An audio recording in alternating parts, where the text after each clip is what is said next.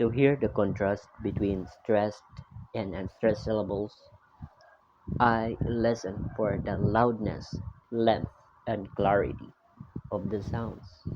Stressed syllables are typically louder, longer, and pronounced more clearly, while unstressed syllables are softer, quicker, and less distinct. I focus the rhythm of the words and phrases, noting how the emphasis shifts to create a pattern in speech.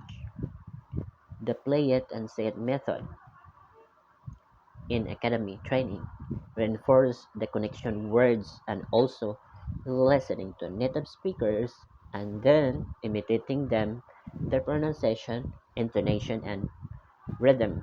I develop more authentic speaking style. This method allowed me to help build muscle memory for correct speech patterns. When considering the character of American English, adjectives such as dynamic, diverse, informal, and expressive come to my mind. Embodying an American character as I progress in the academy is an exciting opportunity for me. It allows me for personal growth and chance to engage with diverse perspectives.